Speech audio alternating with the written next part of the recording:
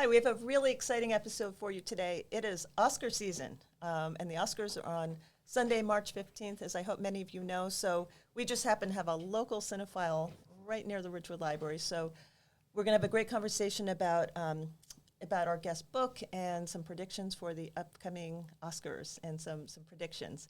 So I am so welcome to have in the studio today Adnan Virk. Adnan is an Emmy Award-winning sportscaster for MLB Network, who previously worked for ESPN, TSN, The Score, and WWE. He formerly produced and hosted the weekly podcast, 333 episodes, by the way, of Cinephile with Adnan Virk, and which covered cinema news and interviews with entertainment celebrities. And today we are here to talk about his new book called Cinephile, Interviews, Essays, and Tales from the Red Carpet. Adnan has worked for the Academy itself, including hosting the Oscars Live on Facebook and Oscars.com.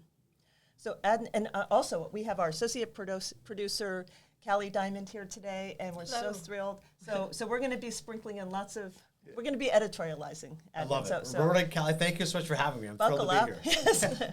So welcome. We always start by asking our guest about a particular bend in the road, an unexpected moment or event that changed the direction of where you thought your life was going. So in the dedication to your book, you thank your father for taking you to the library. We thank him for that, too, where you discovered great films.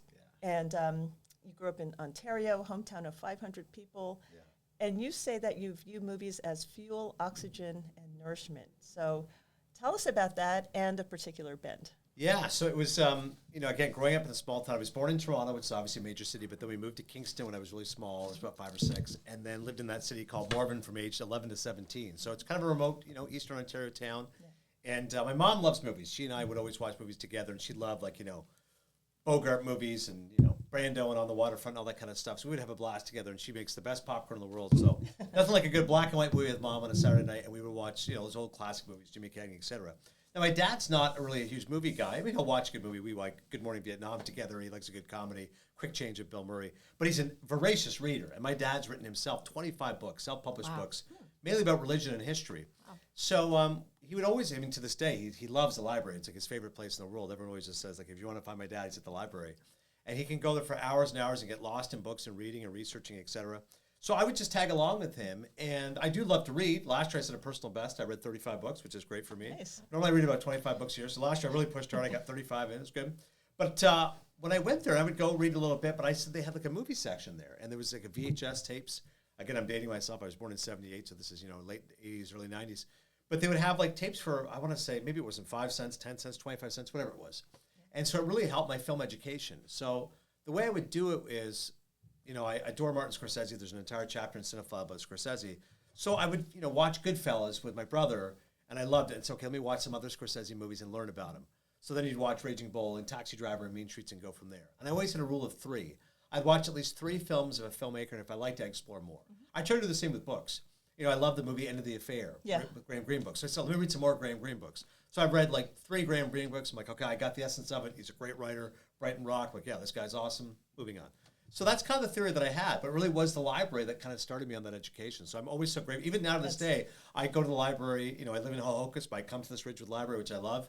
And I was laughing. I said, no, I still see DVDs there. Forever intrepid child wants to rent some movies or read some books about movies. And that's what I always tell people. I said, learn as much as you can on the subjects. It's not just watching the movie, but also film criticism. To this day, I still have books by Pauline Kael, Roger Ebert, all those great film critics I love. And a good reviewer, and a lot of people are down on reviewers and quote-unquote critics, but when you think of a Hilton Alls, all of these brilliant people, A.O. Scott, they're giving so much rich history with the reviews. It's like they're giving a whole context many of us may or may not have. Even if you disagree with a person like Pauline Kael, she had some pretty intense, polarizing ideas. Absolutely. But it's so interesting. I probably read too much before I see a film, but I feel like I have a basis of education on that. Yeah, I used to love a critic called Jeff Pavir, the Toronto Star. He's now retired now. But I would read his reviews before seeing the movie. And you're right, I found sometimes, because he's such a good reviewer and he's so strongly opinionated, it might form my opinion of the movie. So then I said, you know what? Now what I'll do is, Ty Burr's my favorite film critic. Mm-hmm. He writes for the Boston Globe, used to be, now he's independent. And I said, I'll kind of just have a cursory review, and then I'll go watch, because I want to explore as much as possible on my own merit. But then I'll go read afterwards as much as I can. Blue Moon, we're going to talk about the Ethan Hawke film. So I saw it because I said, listen, I'm going to see this no matter what. I love Ethan Hawke, and anything he's interested in, I'm interested in. But then I'll go back and read 5, 6 reviews, and it really deepens your appreciation of the art form and what the actor's doing. I think a great critic isn't teasing. They're not giving away the information. They're helping you appreciate something you already appreciate even further. So it really has. I agree with that. I think people don't appreciate the importance of film criticism. To me, they have a vital role in helping shape film opinions and film culture. Absolutely. I also, Yeah. sorry if you don't mind. I also think that reading more about the films you're watching helps for the films to not exist in a vacuum. Yes. Because it's really then a roadmap to show you what you enjoyed, what you didn't enjoy, where to go next, or where to go back to really, immerse yourself deeper. And to your point about libraries and the DVDs and the VHSs, right now we are seeing a comeback of physical media, you're right. which is huge. And I think people really appreciate, seeing the maybe extra footage, the director's cut, maybe materials included, in the DVD that it really rounds out your experience. Yeah, much like reading books, when you make references to books, if you say this author reminds me of Tom Wolfe, you know that shorthand what that means. Right. Similarly, in movies, if you read a critic, like if I say Train Dreams to me wasn't a great film, but the cinematography was reminiscent of Terrence Malick, if you're a cinephile, like, oh, Terrence Malick, yep, Days of Heaven, Badlands, like, you already know what that means. So I'm agreeing with you. The more you can read and kind of deepen your appreciation, the wider the net you're casting. Right. And just making the time investment. Like you sat down, watched many films. Like growing up, you have this huge encyclopedic experience in your head. Yeah. So like starting, we'll go over a few things from Cinephile. You focus on some of the greats. So just right now, Martin Scorsese and Robert De Niro. You have many. You actually have a very robust section on Scorsese. And if people haven't seen the documentary yet. Oh, it's incredible, it's Mr. amazing. Scorsese on Apple TV Plus. Absolutely. Yeah. So check that out. But he was a kind of a sickly child, right? So his whole life, it's very much like Joni Mitchell. So think of some of the great artists who had some kind of physical limitation. So then they turned to art, music, different kinds of the arts. So there's so many references in all of his films to so many different films and classic ones and the nuances. And let's start by maybe talking a little bit about his history, and then maybe Taxi Driver and how he got to that, and Goodfellas, and even the things that didn't work. Yeah. Like these are like noble failures. He's such a risk taker too. I agree. I couldn't agree more, Roberta. I mean, he's a phenomenal human being because he's such a true cinephile. Like anybody meets him says, this guy eats, breathes, soaks up cinema like nobody's business. Right. And like any movie you name, like certain shots he can remember. There's homages he does to his movies. But you're right. He grew up a sickly child. Spike Lee says in the documentary, Mr. Scorsese on Apple TV Plus, thank God for asthma, because that's why Marty was inside so much, right? Couldn't play with his friends. So because of his asthma. And if you can see it in Goodfellas and in so many of his films, you'll see these overhead shots because that kind of mimics his perspective as a child. He was just out there, watching everybody growing up. And, growing up that area of Little Italy, he saw those wise guys on the street interacting and stuff. So it's really a fascinating way his movies are often. He's the outsider, right? He himself has been an observer of all this that's happening around him. And the reason why I wanted to write that chapter in Cinephile about him is that I think for a lot of people, they associate him as, the gangster priest of cinema. But I'm like, the second part of that is important. It's not just the gangster movies, but the priest of cinema. He's made some of the most religious films, and it's really kind of soulful work that I think of any filmmaker alive. Last Temptation of Christ, for which he was nominated Best Director, was an incredibly risky adventure. Again, in the movie, they talk about the fact he faced boycotts and controversies, and it was terrible challenges he faced, to his own personal health, because he wanted to make this film because of the fact he's so devoted to telling the story of Jesus and telling that story specifically. He made a film, which I love, called Silence, came out a few years ago, based on the great book by Shisako Endo. Yes. So again, I watched the film, then I read the book, and I said it's amazing, but Jesuit missionaries and their devotion to their craft, and it's amazing. Again, that movie did not do well. It was $40 million budget, maybe $6 million, only got one nomination, Best Cinematography. But to Roberta's point, to me, even in his failures, there's still lots more worthy about it. And I think a lot of film, and you can say this about so many movies, years later you can appreciate their greatness. Orson Welles, Citizen Kane, widely regarded the greatest movie of all time. Magnificent Ambersons is a great film as a follow-up, but because it was truncated and cut up, people don't realize it until years later. Right. Wes Anderson makes the Royal Tenenbaums, and he says, oh, that's my version of Magnificent Ambersons, which is in its own right a great film. So I often think, even with Scorsese's alleged failures, like I do think years from now, people will watch a film like Silence and say, no, that was a great film. People just missed the boat on it. Hugo is nobody's expecting it's going to make a kid-friendly movie. That was gorgeous. It's incredible use of 3D, and it's told from a child's perspective. And Sacha Baron Cohen's in the movie, and then Ben Kingsley's playing this filmmaker. Like, only Martin Scorsese can make a children's movie, and it's about film preservation. But then the artistry of Brian Selznick, right? That won the Right. Newbery, not the Caldecott, I believe. Right. The invention of Hugo Cabret. And it was extremely illustrated, like a little text, but it won the Newbery. Yeah. It's amazing. Yeah. So again, and he can use that text and then kind of put his own spin on it. I remember this quote they said about Scorsese in Entertainment Weekly. He said, "I splattered bits of myself all over the screen, and we're still ducking." You know, all these years later, you know, everything about him, the Catholicism, the violence, the anger, the negativity, the strained relationships, men and women, like it's all in his movies. Right. He pours his heart into it. Like, nobody can ever deny he's a true auteur. If you watch a Scorsese film, you know that it's him, that kinetic style of filmmaking, the energy, the emotion, the use of music, which has been so influential. It's a remarkable guy. Right. And the king of comedy, it was not respected in its time, I don't think. No, he tells a story. He was going out to dinner to Jay Cox's New Year's Eve party, and he had Entertainment Tonight on. They go, "Now time for the biggest flop of the year, King of Comedy." And he's like, "Oh my God!" And yet, I've worked with comedians and known comedians in the business, and they revere the King of Comedy. I mean, it's a hysterical film. It's so deadpan. Jerry Lewis playing a rare dramatic role, and De Niro as Rupert Pupkin. Scorsese said he thinks it's one of De Niro's best roles. Yeah. You know, playing this psychotic loon, wannabe comedian who thinks it's better to be king for a night than schmuck for a lifetime. And Sandra Bernhard, Yes. who's like the queen of irony and deadpan. Oh my gosh. She plays this rabid fan, like obsessed. And I mean, I don't know if she was nominated. That was spectacular, that performance. But it's like you're watching between your fingers the whole time. It's so cringy and brilliant. Yeah. When I met De Niro, I told him how much I loved that film. And I said, my favorite scene is when Jerry Lewis plays Jerry Langford, talk show host, like a Johnny Carson or Stephen Colbert now. And he said he's walking. This woman goes, "Oh, Jerry, please can I get a picture?" He's like, "Sorry, I got to go." And she goes, I hope you get cancer. I hope you die of cancer." And De Niro laughed, and he goes, "Well, that was a real story that Jerry had told us, the way that people can love their celebrities and then just flip on them if they don't get what they want. It's crazy. So Taxi Driver, Yeah. probably one of the most seminal films of all time, right? And Raging Bull, of course. But Yeah. Taxi Driver, you talk a lot about the famous scene with Travis Bickle but tell us, like, that is such a complicated, like, that's a portrait of isolation and violence, and Jodie Foster's role in that. Tell us a little bit about how he described that scene. And there was some improvisation, I believe, in that. Yeah, so originally, Paul Schrader wrote the script. It all starts with Paul Schrader, who's a great, great writer. And he himself was a film critic before he became a filmmaker. And, Schrader, he was going through a terrible time in his life. He was living in his car. He just got out of a terrible marriage. He was drinking too much, drugs, and he was, fascinated with guns. So out of that came this idea as a metaphor for loneliness, a taxi driver. And the taxi going through the sewer smoke and all those great images that Scorsese was able to put on. So it kind of just leapt out of him like an animal. And then, it was something that really the guys all kind of clung to. And he tried to get Brian De Palma to make the film. And De Palma said, I don't really see myself in it, but I do think that Marty would do a great job with this.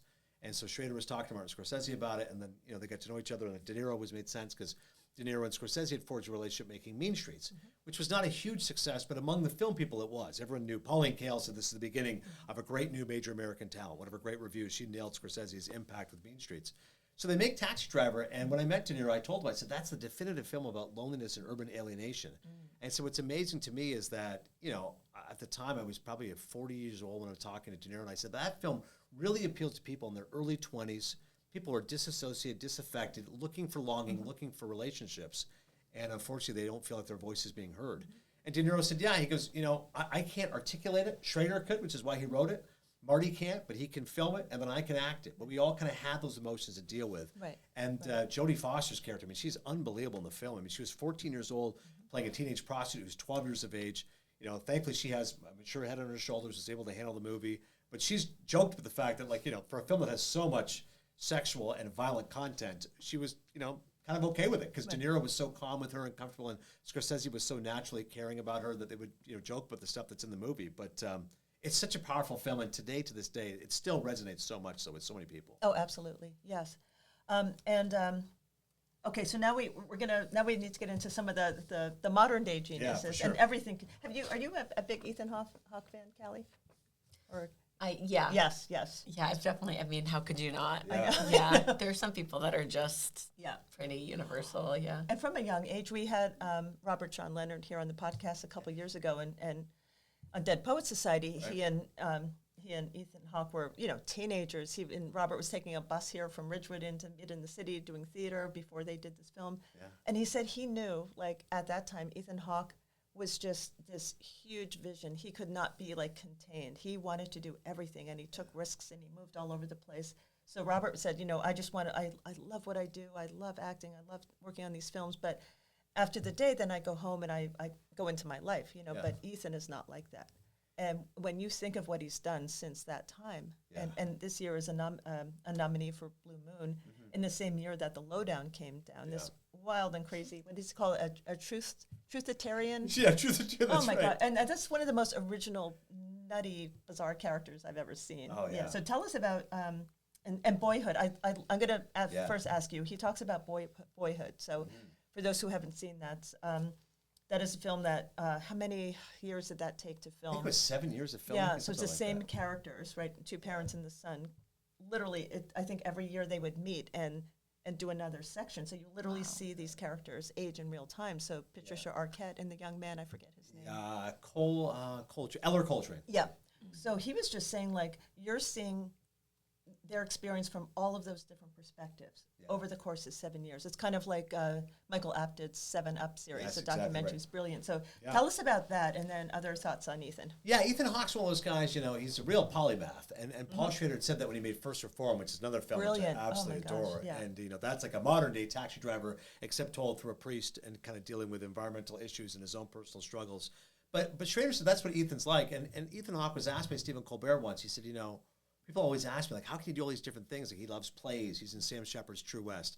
He's an accomplished writer. He wrote Ash Wednesday. He's obviously a great actor. He's also a screenwriter. Him and Richard Linklater, the Before Sunrise trilogy. He's been nominated for Academy Award for his writing and his acting. And Ethan said, he goes, when you go to university, there's different buildings. Here's the business building, the engineering. He goes, I just like the art buildings. Like, I just like being in that area. So it doesn't matter if it's poetry or acting or writing or painting. He goes, I just dance. Like, I'm just kind of in that road. And I've got to listen, by the way, to the Robert Sean Leonard podcast, because I'm a big fan of his as well. Yeah. He's a great actor. And Dead Poet Society is a wonderful film. I read the great Robin Williams bio by Dave Itzkoff, which I actually rented at your library here. Yeah. And he talks about that film and Oh, Captain, My Captain, obviously the relationship he had with those kids. But yeah, Hawke's an amazing actor. He's a great relationship with Richard Linklater. So many of these guys, if they have a good relationship with a director, they'll come back to them over and over.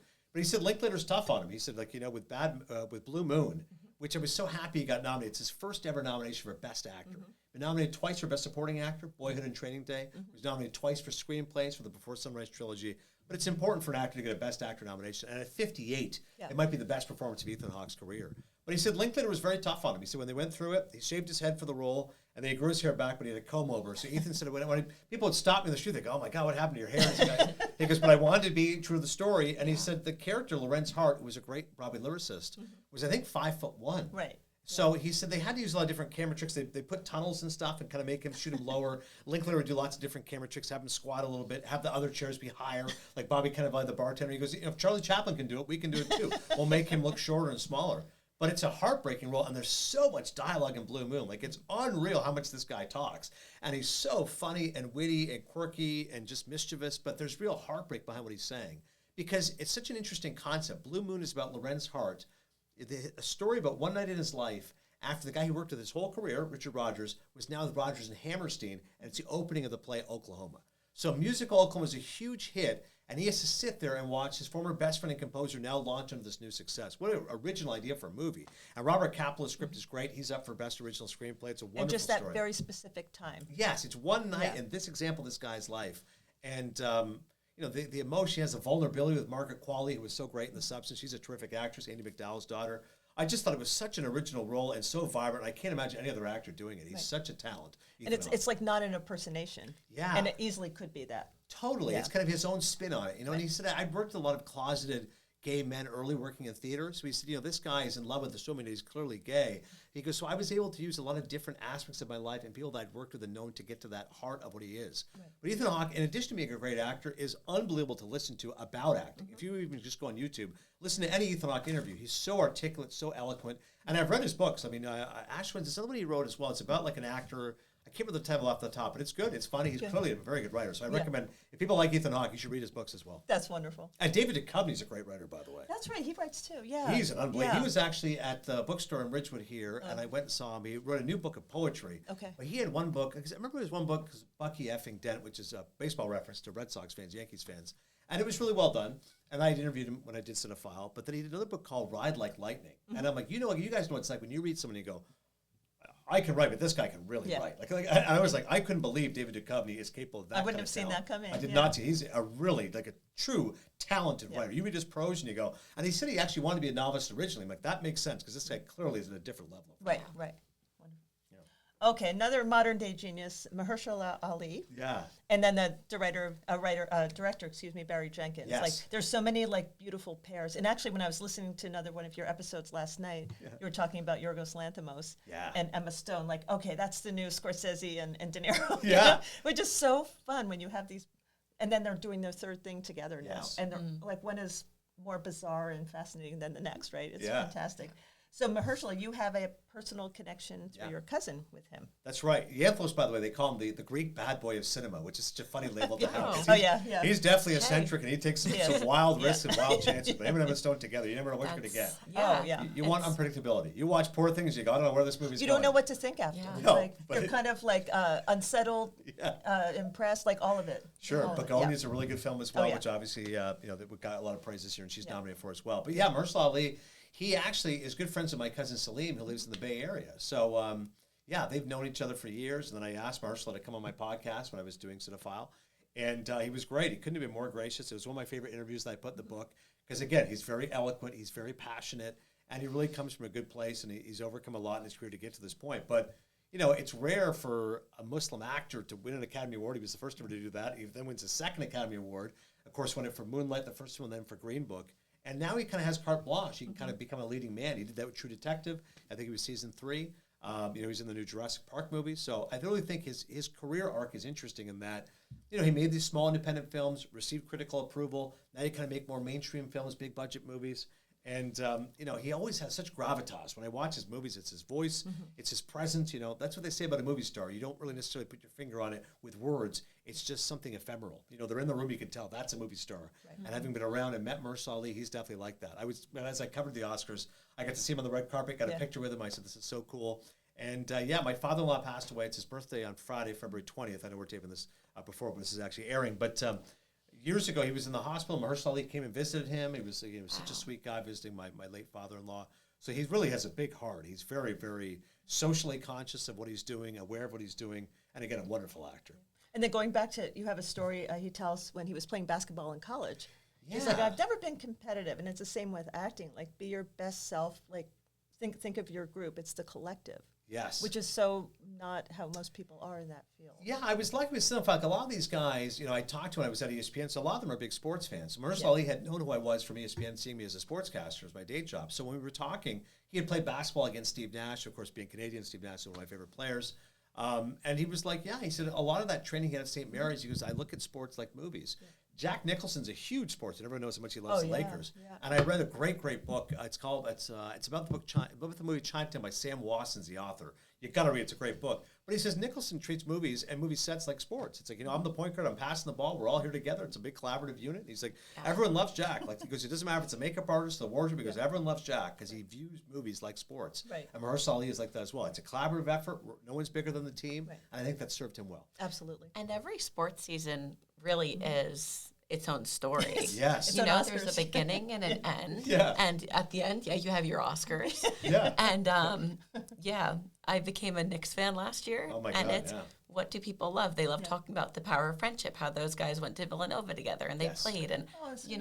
It's really nice, and there really is a story within each league, each team. Yeah. And so it makes a lot of sense that you could just watch it analytically for the statistics, for the, the form. Yeah. But it's a whole other kind of thing when you really, I think it makes a lot of sense that artists love sports. Yeah, one of my best friends, Hussein's an actor. He's not actually a sports fan, but he finds it so amusing when he sees me interacting with sports people because he goes, it's amazing. He goes, you guys couldn't be more dissimilar. I see you having a conversation. Right? You could be like a 60-year-old white guy and you're talking away and I'm like, but the commonality of sports, that fandom is what unites people. So similarly to movies, if you have a favorite actor, if you have a common goal you're working towards, that can unite them. So there's definitely parallels with both. Yeah. And I told you when you came in, when I listen to your podcast, like I see you're this Emmy award-winning sportscaster, I hear it. Yeah. You are like crushing it on independent filmmakers and John Sayles and what is going on here? So you're doing all the same terminology, like working with all your buddies and these experts, but you're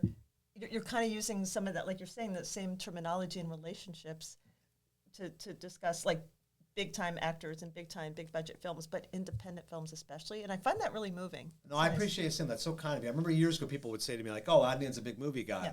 I'm like, "Oh," and they would think, big budget films like a Jurassic Park. I'm like, "No, he likes the indie movies." He likes films. Film, like he's not a movie fan. He's a film major. Like he's talking about Battleship Potemkin and Eisenstein, and he likes John Ford movies. Like that's what my friends always laugh. They go, his idea of a good Saturday night is like a good double bill of Robert Mitchum, like a little Night of the Hunter I crack in, 1946 black and white. That's my idea of a good time. So I would always laugh with people. I'd said, they would talk to me about Will Ferrell movies. I'm like, listen, I'll watch Step Brothers as much as the next person, but I love those great, especially in the 90s, those great independent films. And Amazing. Billy Bob Thornton's one of my favorite interviews in the book.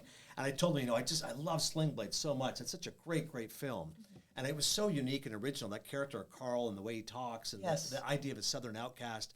It seems like something you read of a Steinbeck novel, like in one of those old kind of authors. And Billy Bob's a fascinating guy. He said he really wanted to be a musician and really wanted to be a baseball pitcher. So he said acting was kind of like a number 3 for him. He wanted to be a pitcher for the St. Louis Cardinals or be a musician, which he still is to this day, the Box Cutters. But he was working in Hollywood as a waiter, and Billy Wilder, the great filmmaker, Sunset Boulevard, was talking to him. He says, "You want to be an actor?" He said, "Yeah." He goes, "How do you know?" He said, "Well, obviously you're a waiter. All you guys want to be actors." And Billy Wilder looked at him.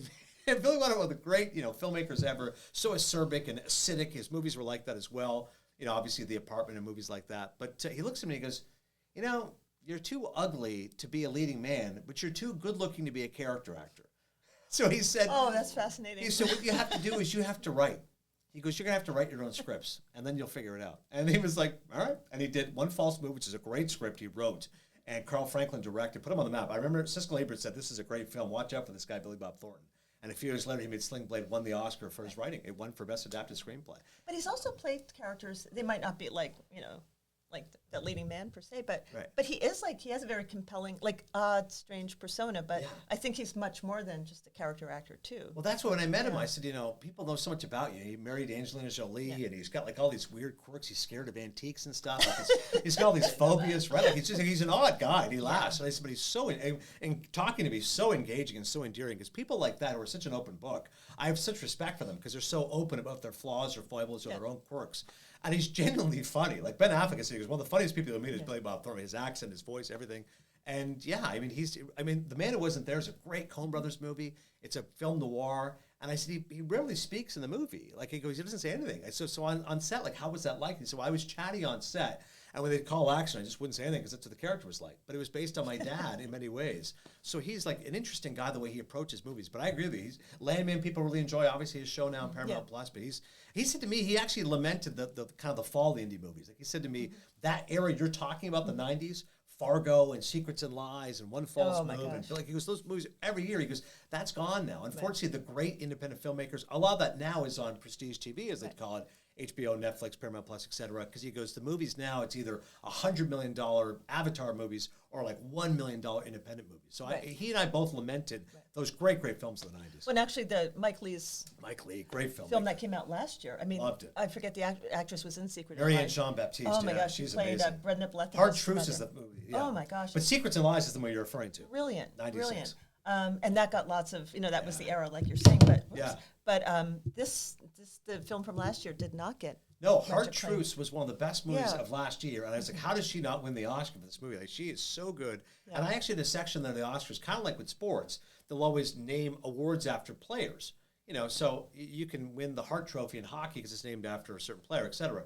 So the Rocket Richard Trophy is the player who scored the most goals. I said in Oscars, they should name them for people. It should be a Mike Lee Award for Best Original Screenplay or a John Sayles Award for Best Original Screenplay. It should be the Marlon Brando Award for Best Actor, the Meryl Streep Award for Best Actress. I think that would be really resonant with people because Mike Lee's one of those guys. I'm like, how does this guy? He not only should have 5 Oscars, they should name an award after him. That's what a good writer is. Well, even Paul Schrader, you mentioned him before. He had his first nomination only how many years after? First after? Reformed. Yeah, which was years and years and years, and he was 73 or 4. Yeah, he was in his early 70s. It's a great reference, Roberta. You're right. I couldn't believe when I look back at his career. First, obviously Taxi Driver is a classic, but I love the film Affliction, which is based on the great Russell Banks novel, a Canadian author. And I talked to Willem Dafoe about that in the book, and he said, Schrader's such a good writer, and he goes, if you like Russell Banks' books, he's got just a great vision of what that life was like of that era, alcoholic father, the challenges of dealing with that family. But yeah, I mean, Schrader, he's one of the great writers ever, and he gets his one Oscar nomination and he didn't even win for that movie, and he should have won for it by then. Right. So it makes your mind numbing sometimes with the Oscars, how some of these people can be so overlooked. Oh, yeah. I mean, Alfred Hitchcock's never won a competitive Oscar. Stanley Kubrick never won a competitive Oscar. It's crazy. We're going to talk about the state of film in just a second. One more note of Margot Robbie in your book. So this is a big, every year is a big year for her recently, and Wuthering Heights just came out. I think made over $84 million worldwide, or whether or not you like how it's been done, and it was emerald finalized or something. Yeah. But I love that you asked her a lot about I, Tonya, which was her like first big film, and then Wolf of Wall Street, of course, and then getting into Harley Quinn and Barbie.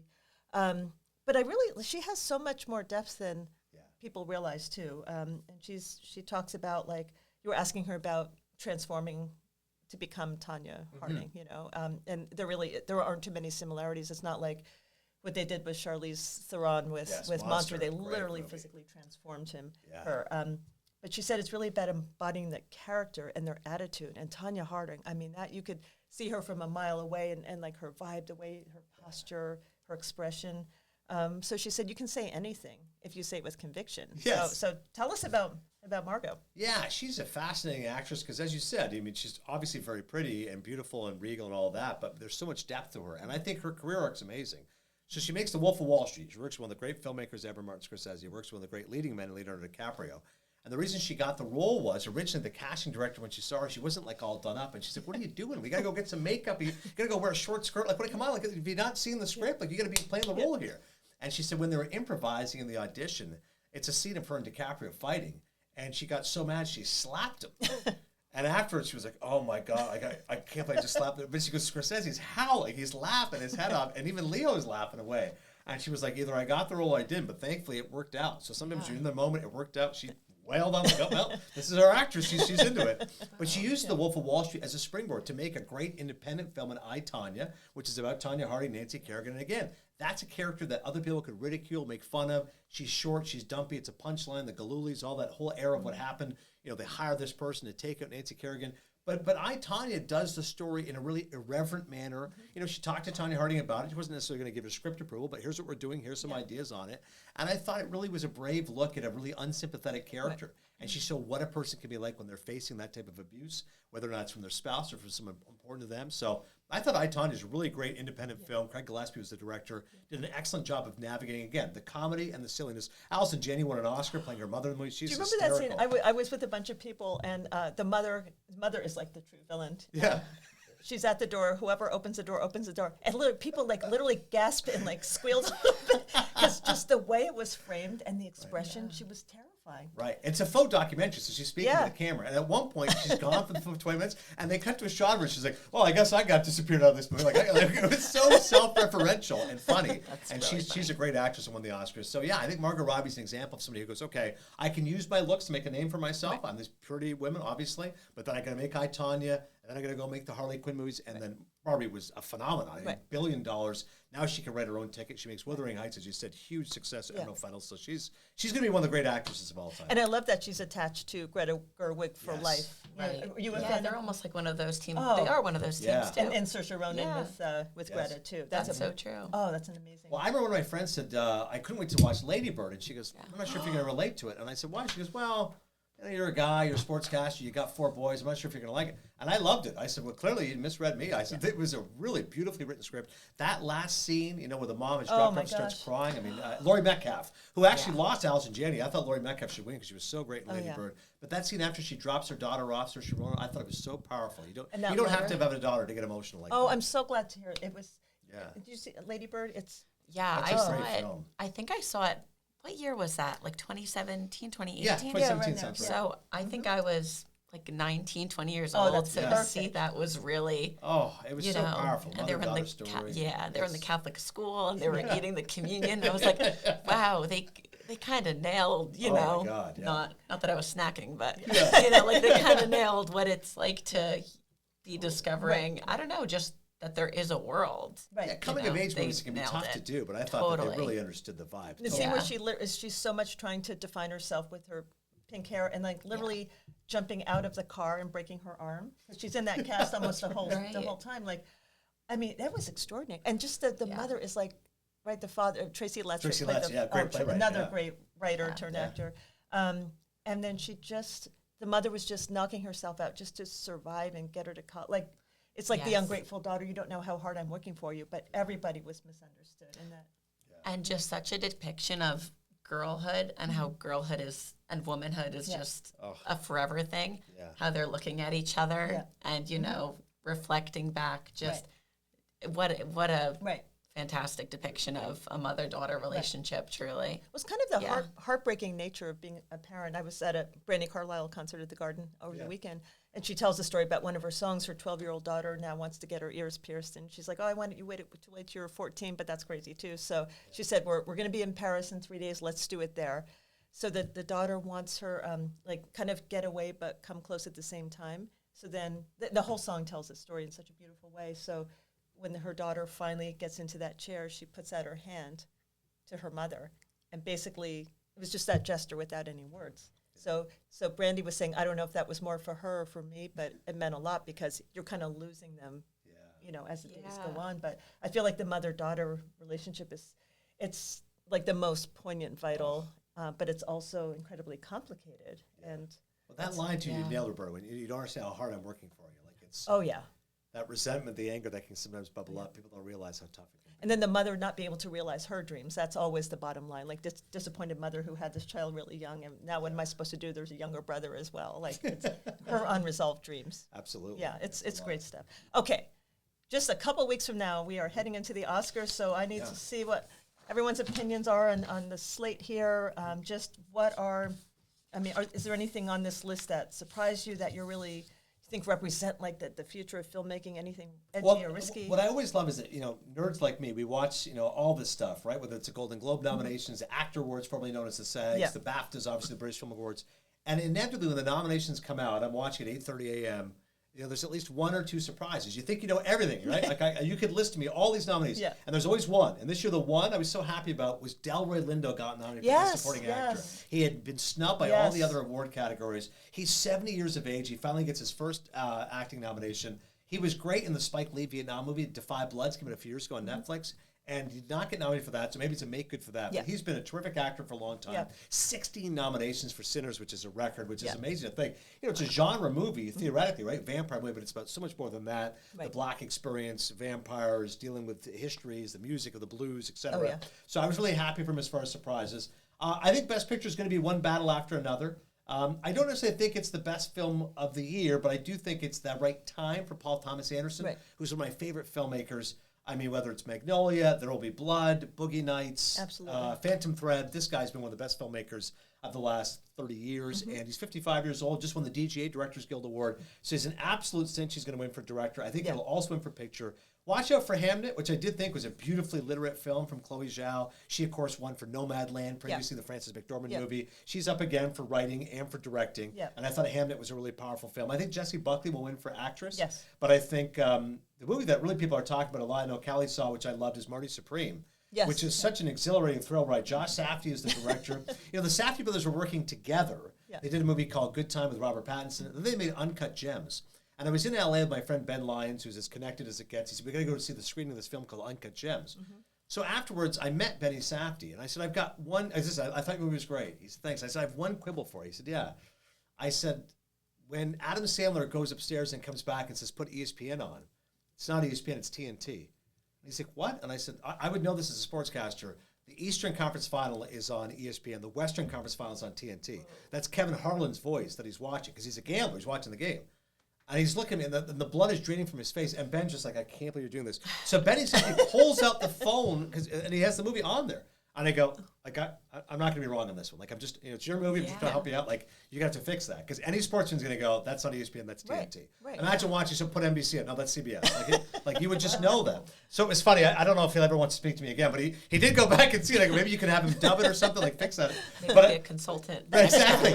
But the Safdies are interesting guys because they make these movies which are really exhilarating but anxiety-inducing. Oh, exhausting. Like the whole time, like Uncut Gems, you're watching, go, this guy is just insufferable, Adam Sandler. But at the same time, it's riveting to watch. And similarly with Marty Supreme, it's that same feeling. Right. It's just breakneck pacing and cutthroat. And again, Ben wasn't crazy about it. Again, Ben's a really avid cinephile like me. And he said to me, he goes, I didn't like it because I thought the main character was so unlikable. Yeah. And I said, he goes, like, he's a wretched human. Like, he's got his pregnant wife he's just ditching. And I said, well, you're right. I mean, I can't deny the fact he is unlikable. But I'll say, in Chalamet's hands, I did find the guy someone I'm rooting for. I mean, on one hand, I found it amusing when he's getting smacked at the paddle by Timothy Leary. I'm like, that's his comeuppance because he is a jerk. But I admired the fact he's relentless in pursuit of his dream. Yeah. And people sometimes are not the nicest. They can be antagonistic. They can be selfish when they pursue their desires. So I thought the movie was very honest about people like that. Right. And I thought Chalamet, who's doing everything he can to win an Oscar, I mean, he was great. And Call Me By Your Name, A Complete Unknown, which I didn't love the film, but I thought his depiction of Dylan was very good. Yeah. And again, he's very committed to this film. So I think he's going to get his Best Actor moment. Although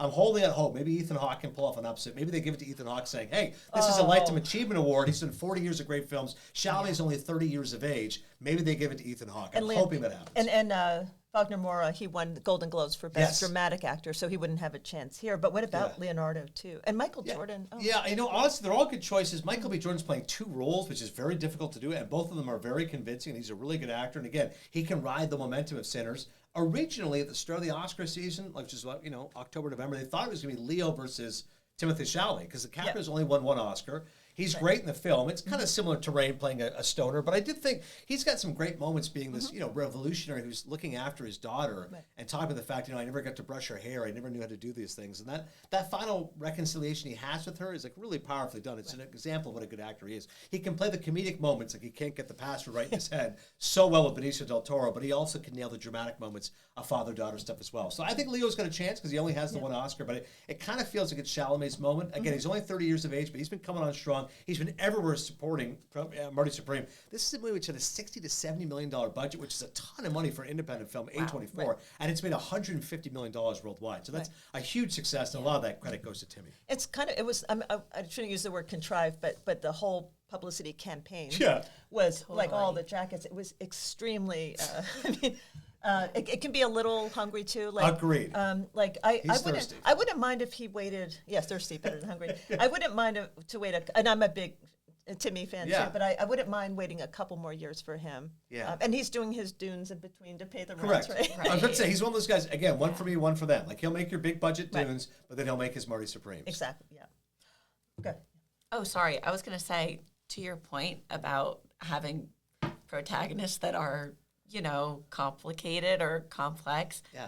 I think it's really brave to have maybe a lead, like a main character that isn't so likable, because it really makes you think about, I don't know, if every character is just this glowing, perfect person, then we would maybe have two stories in the world. Completely agree, yeah. And even just the moment where, spoiler, where Odessa Zion, is that her name? Yeah. Up until that point, you see that she's pregnant. She's a very sympathetic character. Of course, she's like, why doesn't he love me? She's known him his whole life, her whole life. And then when the black eye bleeds, when you see that it's fake, actually fake, it just, and it would be so easy to just make her this really sympathetic character, and she still is in so many ways.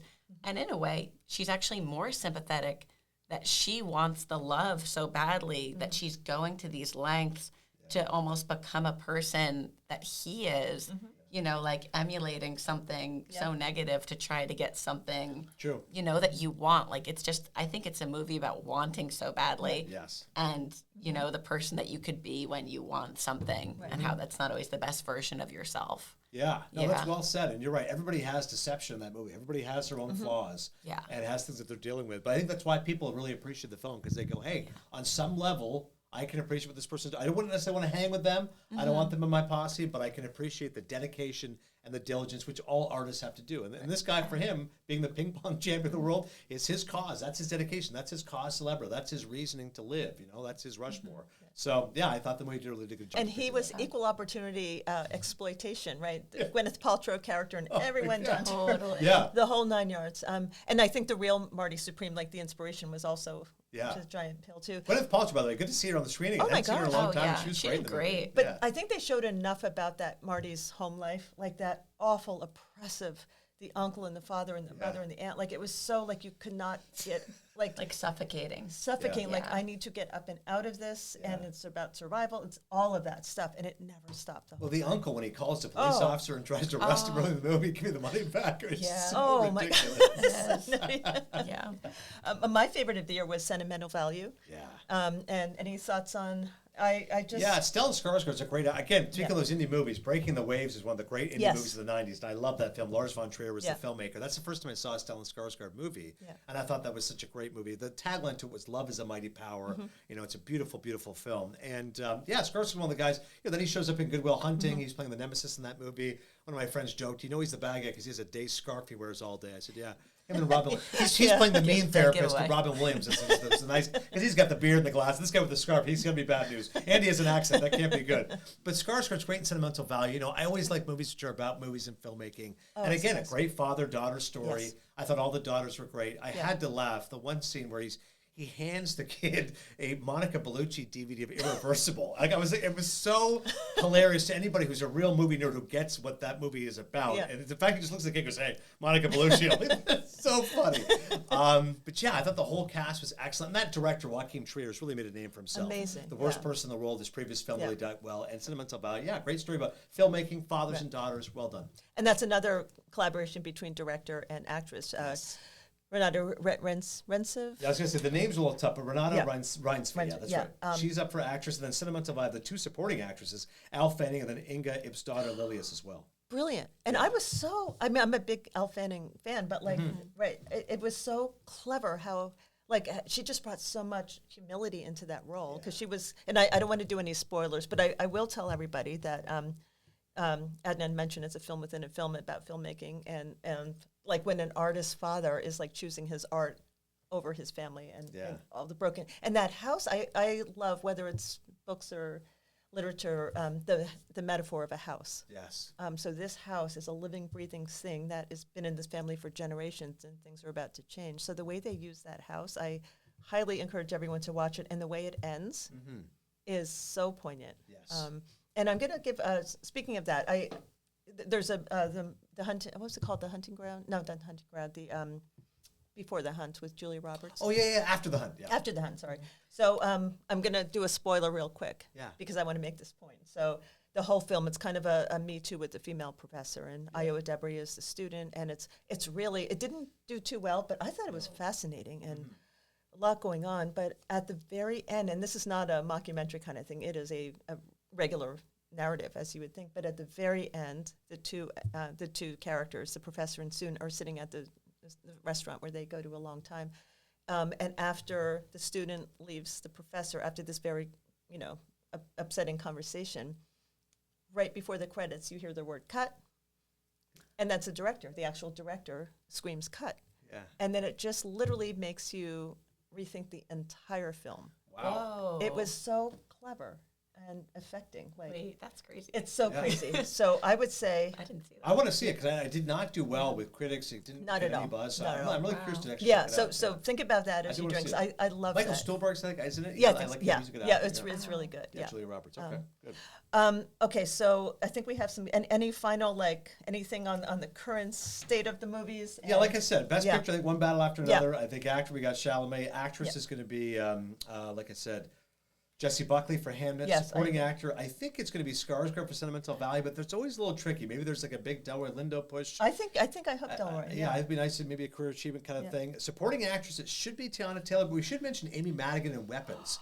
Because that's a great film and a great performance. Again, horror see is that one. a strong year for horror movies, and she was really terrific in it. When she shows up, she's unrecognizable. Yeah. Of course, I love her from Field of Dreams and all the movies she made in the she's past. great, yeah. It's her second Oscar nomination, first nomination in 40 years, So this might be But like she's never won. Never won. So this Okay. might be like a lifetime Okay. achievement, Amy Madigan, but she's Amy and Delroy haunting. might get. Yeah, exactly. Might get them okay. wrong, but she's haunting in Weapons. If you haven't seen it, check it out. Again, director I think is P.T. Anderson. An original screenplay. I did want to mention it was Just an Accident, which is a great Oh, Persian everyone film. loves that one. Yeah. It's also up for international feature.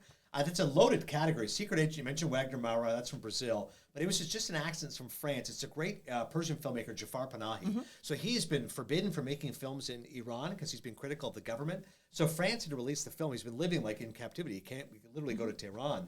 And it's a brilliant, brilliant movie. I mean, I don't want to spoil anything about it, but it's basically about some people who feel like they're pretty sure that they can see who their captor was. They were taken hostage previously, and now they want to exact revenge upon him. And it's about an hour 50. It's taut. It's intense. That's one of the best films of the year.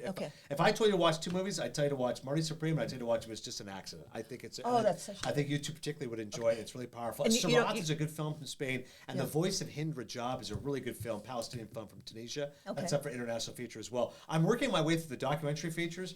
And I got to tell you, I mean, every film is powerful and depressing. The Perfect Neighbor, I was surprised at that. I mean, it tells a very important story, but I was surprised that was nominated for an Academy Award. To I be agree, honest. yeah. It's about to just, obviously, the title is meant to be ironic. It's about race relations there in Florida, which is just a terrible story that happens. The Alabama Solution, I think, is a better film. It's from Andrew Directy. It's also for documentary. That's about just how flawed the prison system is in Alabama, the overpopulations of it. Really well done. Come See Me in the Good Light is about a Andrew woman. Gibson, Yes. poet. Dying of cancer. Mr. Nobody Against Putin. It's mildly amusing. It has some moments, and I have not seen Cutting Through the Rocks. That one's not available right now. Animated feature is always fun. Maybe Zootopia 2. K-pop Demon Hunters is obviously a big. I have to celebration for interject itself. one thing. Sure. I think your last podcast, somebody asked about Despicable Me. Yeah. Adnan, our lovely, gracious person, he went on a rant. He's like, "Oh my gosh, you're taking your kids. Like, don't even. You were angry and like." Yeah. Across the board, all Despicable Me is. Just at this point, there's been too many because I've got 4 boys, so There to have been a take them, lot. I mean, that's You're like, $13. and then there's a I think. Minion series, and then Yeah, you were. It was very funny. I was passionate about it. I'm glad you listened to it. check that out. But yeah, I always think that this is the moment where hopefully everyone's seen all the Best Picture nominees and obviously the major ones, but the international features and the documentaries to me are always interesting. Even the documentary shorts are pretty interesting. And all of those are available. All the Empty Rooms is on Netflix, 30 minutes. Oh, good. It's about a filmmaker who goes and interviews the families of people who have lost their children in school shootings, and they haven't changed their rooms, right? It's a heartbreaking idea, but really well done. Armed Only with a Camera, it's a Brett Renault, a filmmaker. The Devil is a Busy is about an abortion clinic, which is being run in the South. So I would encourage people, even if you don't have the time, those documentary shorts, the 30 minutes, they're on Netflix, Amazon Prime. They're great to see. So real cinephiles, movie lovers like ourselves, we'll watch everything. So I hope everyone checks it out. Original song? Original song Is is it interesting. K-pop? Yeah, Is I it think a- probably K-pop makes the most sense. Diane Warren's been nominated. She's like the Susan Lucci of the Oh, Oscars. but not for this song though. No, right? Dear Me is not. I Oh. mean, it's just another cursory nomination for her, but I think it's going to be. And by the way, Viva Verdi is Sweet Dreams of Joy. No one's even heard of that movie, so I don't even know what that song is. That would be a real upset. Maybe Sinners because it's got the 16 nominations, but okay. I would think Golden. K-pop is pretty I was huge. wondering about Sinners for original screenplay because they have to. put Yes, a I was few about to say. more, So right? someone said to me, "It goes 16 nominations. What if it goes 0 for 16?" I said, "That's not going to happen. The one it's going to win is for original screenplay." Yeah. Because Ryan Coogler has to get something, for God's sakes. He's obviously a great filmmaker. He wrote the script, and it really is smart at delving in, again, those genre elements with making a movie which has a social conscience. So I think Sinners wins for original screenplay. Okay, we'll take that. Yeah. Can I ask one Yeah, of course. question? Of course. I'm just so curious, like with the I, Tanya and the Marty Supreme and, the Bob Dylan. Yeah. We're in such an age of the biopic, and I think that it was, I could be wrong, but I think it was ushered in with Bohemian Rhapsody with Rami Malek and, the Oscar win and everything. And now we see this string of Beatles movies, these 4 coming out from 4 different perspectives. And there's been so much controversy about the casting, and people are wondering, is it going to be about all one, time period, or are we splitting it up? And I've heard different things, but I'm just curious how you feel about specifically these musical biopics and just kind of this whole era that we're in there. Yeah, I think the challenge of musical biopics is that it's tough to tell a cradle to the grave story. Like, how do you encompass 75 years of Bob Dylan? So what these movies have done now is say, okay, let's focus on one chapter of it and try to tell that story. So I thought Walk the Line was a great film because it's focusing on Johnny Cash's relationship with June Carter Cash, and obviously Joaquin Phoenix and Reese Witherspoon were so memorable in the roles. Similarly with A Complete Unknown, it's about Dylan going electric. Take that chapter. Bohemian Rhapsody I wasn't crazy about because I thought it was too sanitized. I thought if you really know Queen and Freddie Mercury, they didn't really delve into that stuff, which is why I liked the Elton John movie, Rocket Man, because that was more about some of the negatives of his life and telling Right. a true warts and all kind of stories. So biopics are always going to be in vogue, always interesting. And that reminds me, probably my biggest surprise of the year was how much I liked the film. And I didn't think it would, because I'm not necessarily a huge Neil Diamond fan. But I thought that Song Sung Blue was really well done. And this wasn't a Neil Diamond biopic. Right. It's about a Neil Diamond tribute band. Right. So Hugh Jackman plays the lead, and Yeah. Kate Hudson plays the actress. And I said, well, I'm not sure if this is a film I'm going to enjoy, but it was really surprisingly well done. So not only biopics, but also films about tribute bands. And it was really exciting. Kate Hudson, again, a welcome return to acting. She's I was been so acting for a while. surprised. That was my biggest surprise, I think, was Yeah, Kate the Hudson. fact she's up for And I Best haven't Actress. seen the film, so I yeah, can't but say. I was pleasantly surprised. I actually thought she was really good in the movie. So biopics extended not only the actors, but also tribute bands at this point. Yeah, expanding. What's so hard, like you're saying with the Beatles, when it's someone who's so sacred? Like I remember when Jessica Lange did Patsy Cline, she Yeah. very smartly she did a good dubbing, but like nobody can do Patsy Cline. Like Chalamet can do Dylan, but nobody can do Patsy Right. Cline. And it was, I thought it was excellent, and it was kind of like as a teenager all the way up to the sort of the end, and it was to me one of the best biopics I've seen. And Jeremy Allen White, he got the voice, Yeah. but I'm not. Yeah. But it did. I don't think it did too well in other No, aspects. yeah, the Springsteen So movie it's was such a real balance. disappointment. Yeah, Yeah. it was. It's an interesting movie. I mean, I love Springsteen, obviously, but Delivery from Nowhere, like it's about that chapter of his life. It's more about depression. It's a very insular movie. It's a great book. I read the book, and I thought the book was excellent. And it was, but I think as a movie, it really kind of lacked the essence and the soul of Springsteen. I think people want a little more Born in the USA rather than Nebraska. Yeah. And so, if you're going to tell that chapter of his life, again, it just wasn't involving enough for the audience. It was, but I think he's a great actor, and Jeremy Strong is really good in the movie as well. He plays his producer, that's John Landau. So then we have coming up, we have is it a 6 or 8 part Joni Mitchell Yes. documentary, and then Meryl Streep doing the feature. And I'm a massive Meryl Streep fan, but Yes. yikes. I know, that's an Love intimidating Joni. challenge. I mean, Yeah. Joni Mitchell's, I mean, that's the thing. I think for these actors, I can't imagine what's going through their mind taking on that kind of challenge. And Joni Huge. is, I mean, I've seen her we're like an yeah, obsessed that's right. household. Yeah. But she is, she will tell you. I mean, that'd be frightening experience. But I mean, Meryl can handle it, but Yeah. I'm a little bit scared about that one. Well, I remember Meryl could sing, right? Yeah. Forrest Foster Jenkins. Postcards. Oh my gosh. She could Postcards sing. from the Edge. Postcards from the Edge. And Mamma Mia, yeah. Yeah, so she can definitely sing. She's definitely got the Oh, voice. she can do it all. Yeah. Okay, so Adnan, before we close, favorite question, among many favorite questions, is what do you reach for when you need some hope? Well, I think we're here, right? I think in the library. I think Yeah. finding books. No, I mean, quite honestly, because I tell people, I said, I find, movies are a great escape. And obviously I'm a sportscaster, so I love sports. But I said sometimes a book is the best way to just escape all of your issues. I'm reading a great book right now. I forget the title off the top of my head. It's something about a wolf. I'll find it while we're talking. But it was recommended to me by someone at the Hohokus Library. And I mean, it's giving me nightmares right now. It's this great book that came out last year. And it's like a horror novel. And I tell you, I was thinking about other stuff and stress and personal insurance. And then I got this book and I go, I'm not even thinking about my own problems right now. Yeah. I'm terrified for this narrator. I'm like, how is Jessica going to get out of this thing? So I always tell people, if life is going to be too much or involving, maybe massage works for some, maybe a drink works for some. I think the library is the place to go. If I can just shut the phone off and dive into a book, especially fiction, if I can get a great fiction and get right into those characters, there's nothing better. I'm going to use this for a clip for a Yeah, right. Like, write that down. There's a great cut book it called out. The Unlikely Pilgrimage of Harold Fry. Yes, I yes. love that book. And then the movie came out last year with Colin Firth, so I finally watched the film. It was good, but I said that book was so transporting. I love that story. Oh, that's wonderful. That really is. Oh, that's great. What will you be doing Oscar night? The great question. Normally I really geek it up, and I'll do stuff for the Dan Levitard show, which is a radio show to Miami. They have me dress up in a tuxedo, and I go on and do a pre-show, post-game show. So they'll put some stuff up there on YouTube, I'm sure. But I'll be following it on and nerding it along the whole line. It's funny. I really have to make people money because people will message me, give me your picks. And as you know, when it comes to Oscar pools, it's not just the major categories. It's more like the makeup and hairstyling totally. and visual effects. So the amount of money that I've made people, if I could only claim 10%. Oh, yeah.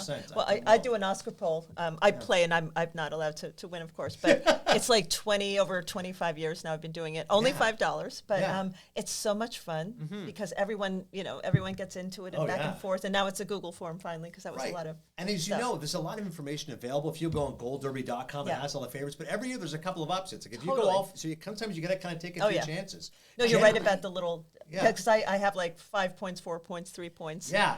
Yeah, And and that it can be the throws people difference. off. Animated short can be the difference in winning your And goal then the sometimes. new category is casting. Casting, Which which I is think is long great. overdue. I think it's That's a great great. idea. Yeah. And then I thought there was a stunt. I don't think it's on this main ballot, but I think there's a stunt person award. Yeah, not on the main ballot, but you're right. There's one Yeah, as well. okay. Deserve Yeah. it. Okay. But yeah, normally there's 24 categories, and normally I get about 18 right. So that's generally my percentage. that's So good, now we're okay. 26, so I'll be. You're allowed to enter in, or is it seen as like No, yeah, fine. No, when a I'll jump in. professional is Absolutely. like drops It'll be down great. to- You guys will enjoy the mockery if you beat me. That'll be good. Oh, we got Well, the I'm Cinephile. gonna email you both my ballot. Okay, excellent. I looking love it. forward to it. This will be fun. And then thank you so much. Callie and I have had a Yes, blast thank you. chatting This with was really you. great. And So much fun. wonderful Yeah. book. We're going to put all the links to your book and your podcast in the show notes. It's such a fun read. Oh, it's so I kind. mean, it's just like we're sitting there chatting with you and visualizing all these great conversations. Again, and back to my thought with books, I said, podcasts are a lot of fun, but they're so ephemeral. Whereas a book is tangible, and totally. whether 5 people read it or 500 Yeah. people read it, books will last forever. Absolutely. So I'm so grateful you guys were Yeah, able to well, do it'll this be here in platform. the Ridgewood Library. I'm so grateful.